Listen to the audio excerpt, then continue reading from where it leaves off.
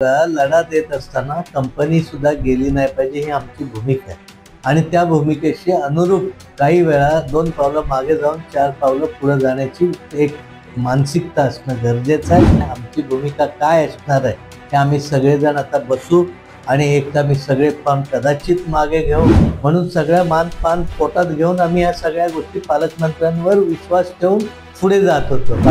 नाही, मला फसवायला मी असं म्हणणार नाही, मला काय फसवलंय असं म्हणू शकत नाही. मी जर तुमच्यावर आंधळा विश्वास टाकला तर फसवणाऱ्यांनी ठरवायचंय. सॅफिस्ट कंपनीच्या बाबतीत आपण वेळोवेळी हा प्रश्न मांडत आला, गेले 2 वर्ष मांडतोय, पण कंपनीचा अडलटपणा आणि फारसा इगोस्टिक भूमिकेमुळे तो छोटा प्रश्न मोठा करून ठेवला होता. मी असं म्हणणार नाही की तो यशस्वी कालचा लढा आमचा झाला, कारण शेवटी लढा काय एका लढ्याने यशस्वी होत नसतो. परंतु 50 पैकी 30 कामगार घेण्याचं मान्य केलं, अजून 20 कामगारांचा प्रश्न बाकी आहे. याबाबतही आमची आग्रहाची भूमिका असणार आहे की सर्वांनीच, वरिष्ठांपासून सगळ्यांनी इथली परिस्थिती काय, इथं काय भूमिका आहे हे लक्षात घेणं खूप गरजेचं आहे. कंपनी राहिली पाहिजे, टिकली पाहिजे, ही भूमिका आमची नेहमीच आहे.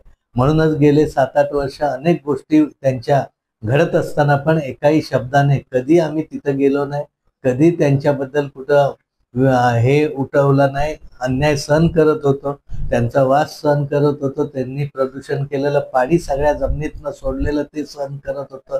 आतमध्ये कामगारांना देण्यात येणारी दुय्यम दर्जाची वागणूक ही देखील कामगारांच्या नोकरीसाठी सहन करण्याची भूमिका आमची होती. आणि काल देखील सीएम महोदय साहेबांशी चर्चा झाल्यानंतर या 20 कामगारांबाबतची भूमिका कशा पद्धतीने सोडवता येईल, हे कलेक्टर असतील, SP असतील, प्रांत असतील, या सगळ्यांच्या माध्यमातून हा तात्पुरतं हे आंदोलन स्थगित ठेवलेलं आहे.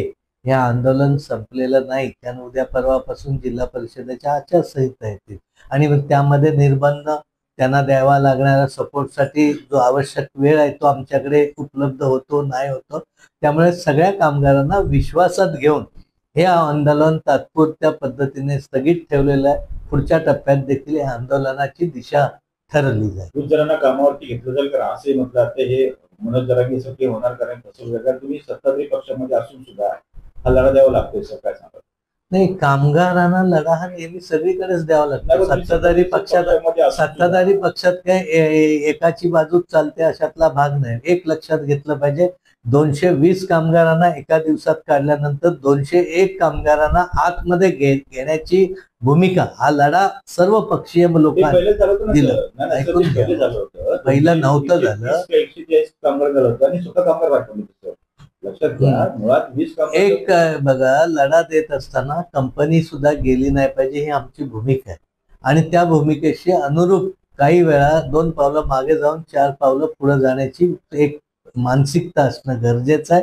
ही भूमिका थोडंसं निवडणुका आचारसंहितेमुळे 20 स्थानच्या कामगारांचा प्रश्न मागे, लवकरात लवकर त्याही बाबत आम्ही त्या संबंधी विचार करण्याचा प्रयत्न. तुम्ही एक स्टेटमेंट केलं होतं की आता पाणी फुंकून पिणार. 100%, कारण ज्यावर आम्ही आंधळा विश्वास टाकतो एखाद्या गोष्टीला आणि त्यावेळी चर्चा किंवा कुठलीही गोष्ट न होता काही गोष्टी घडल्या जातात, त्यावेळी कधीतरी नाही घडल्या जातात. आज एकही गोष्ट घडलेली नाही. आज काही ठिकाणी नगरपालिकेचाच विषय आहे ना तुमचा, डायरेक्ट विचार. आमच्या 10 जागा ठरलेल्या होत्या, आम्ही 10 जागेची पूर्ण तयारी केली होती. आम्ही 10 पेक्षा एकही फॉर्म आमचा जादा भरणार नव्हतो. आम्ही मिलिंद शेठचा नॉमिनल फॉर्म भरला होता. आम्ही उमेश सकपालशी मी स्वतः 7 ते 8 फोन केले, त्यांचा रिप्लाय पहिल्या टप्प्यात नव्हता. नंतर त्यांचे मला 3 ते 4 फोन आले, तेव्हा माझ्याकडून सायलेंट असल्यामुळे फोन घ्यायचा राहिला. उमेश सकपालनं मी स्पष्ट सांगितलं होतं की मी तुमचा फॉर्म भरायला मुंबईतनं येतोय, माझ्या पुतण्याचा साखरपुडा मुंबईत होता आणि तिथून येत असताना त्यांना मी ही कल्पना दिली, जरी मिलिंद शेठचा फॉर्म असेल आणि आपला निर्णय पालकमंत्र्यांशी चर्चा झाली, फायनल झाल्या प्रमाणे आम्ही मिलिंद शेठचा फॉर्म मागे घेणार, ती जबाबदारी 100% माझी असेल, तरी तू निश्चिंत राहा, आम्ही येतोय. तो ह्यानी आम्हाला न बोलवता प्रत्येकाने त्यांनी फॉर्म भरले. मला त्याच्याबद्दल काही आता म्हणायचं नाही. आमची भूमिका काय असणार आहे की आम्ही सगळेजण आता बसू आणि एकदा मी सगळे फॉर्म कदाचित मागे घेऊ किंवा आम्हाला ज्या भूमिकेप्रमाणे जायचंय सन्मानजनक काय त्याच्यात गोष्टी घडल्या तर त्या तुम्ही पद्धतीने. असंही म्हणलात की उद्या राष्ट्रवादी स्वभावाची निवडणूक लढवेल, असं तुमचे स्टेटमेंट. नाही, मी राष्ट्रवादी स्वबळावर लढेल हे पहिल्यापासून मग बोलले असते ना, तर माझी तयारीच होती ना, एक युतीचा धर्म पाळावा म्हणून सगळ्या मान पान पोटात घेऊन आम्ही या सगळ्या गोष्टी पालकमंत्र्यांवर विश्वास ठेवून पुढे जात होतो. बाकी आमचा काय फार पालकमंत्र्यांनी आपल्याला फसवलं असं म्हणतात. पालकमंत्र्यांनी अजिबात फसवलं नाही, कारण त्यांचा मला फोनही आला, हे काय घडलं मला फारसं माहित नाही, आपण बसून त्याच्यावर मार्ग काढू. कार्यकर्ते असं म्हणतात कुठेतरी हे आमदार शेखर निकमांच्या साध्या सोप्या शांत स्वभावाचा फायदा घेऊन त्यांना फसवले गेले. नाही, मला फसवायला मी असं म्हणणार नाही, मला काय फसवलंय असं म्हणू शकत नाही. मी जर तुमच्यावर आंधळा विश्वास टाकला तर फसवणाऱ्यांनी ठरवायचंय. मी तुम्हाला सांगू, मला देवरुखची सीट आजही त्यांनी सांगावं तुम्ही बाहेर पडा, मी देवरुखची दुसरी सीट तिथं आपण करू शकतो. परंतु मी एकदा शब्द दिला होता त्यांना की ही सीट काही झालं तरी तुम्हाला मी सोडणार, आणि त्या पद्धतीने मी शब्दाला 100% जागलोय. आणि ते नुसता जागलोय ना, दिलेल्या शब्दाप्रमाणे मोठ्या मताधिक्याने देवरुखचा बीजेपीचा महायुतीचा नगराध्यक्ष निवडून आणण्याची जबाबदारी पण मी अंगावर घेतली. मी इकडचं तिकडचं असलं काही बोलत नाही. एकच ठाम भूमिका आमची सगळ्यामध्ये असते. कदाचित त्या स्वभावाचा मला तोटा झाला असेल, माझ्या पक्षाला तोटा झाला. स्टँडिंग आमदार असून सुद्धा तुम्ही नगराध्यक्षपदाचा हट्ट का धरला? कार्यकर्त्यांचं म्हणणं असं आहे. नाही, आमचा 100% नगराध्यक्षाचा हट्ट होता. आमचा उमेदवार 100% ताकदीचा होता. आमचा उमेदवार आजही ताकदीचा आहे. परंतु युती धर्म पाळत असताना पालकमंत्री आणि सगळ्यांशी चर्चा झाल्यानंतर याबाबत सन्मानजनक आम्ही तोडगा काढू अशी त्यांची भूमिका असल्यामुळे आम्ही शांत होतो. युतीची घोषणा ज्यावेळी केली गेली त्याच्या अगोदर पालकमंत्री उदय सामंत सावटेमध्ये आपल्याला भेटले होते. तुमची चर्चा झाली होती का?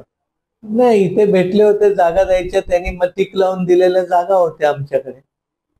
आपल्याकडे काय नाही, टिक लावून दिलेल्या जागा होत्या, म्हणजे त्या जर फायनल झाल्या असत्या तर विषयच नव्हता. म्हणजे आता ते फायनल झालेलं नाही.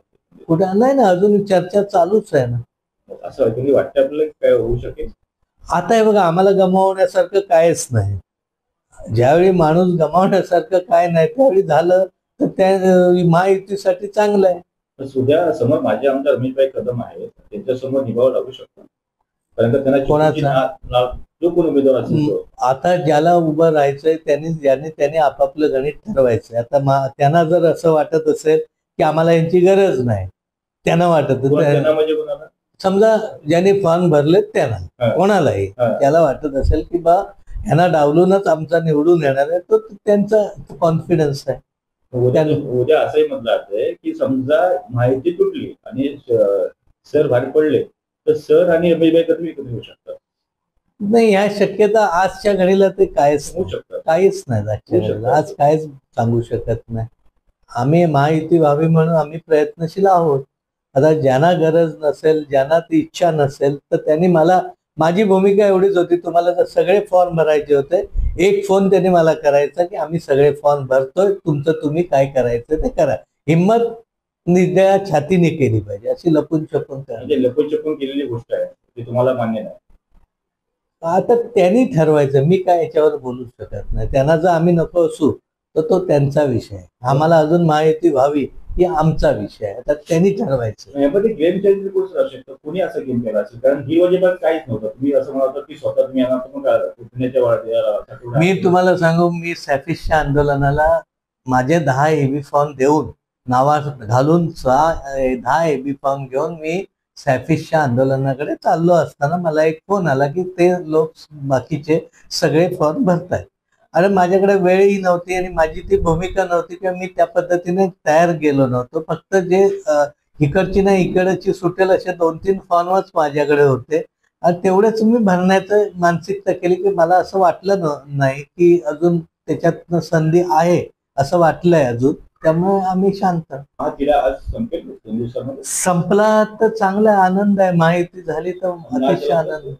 नाही झालं तर कार्यकर्त्यांना विचारून आम्ही काय करायचं, शांत राहायचं नाही, कायच सांगू शकत नाही. आम्ही पूर्ण शांत राहायचं, काय करायचं हे कार्यकर्ते प्रमुख मंडळी बसून ठरवतील.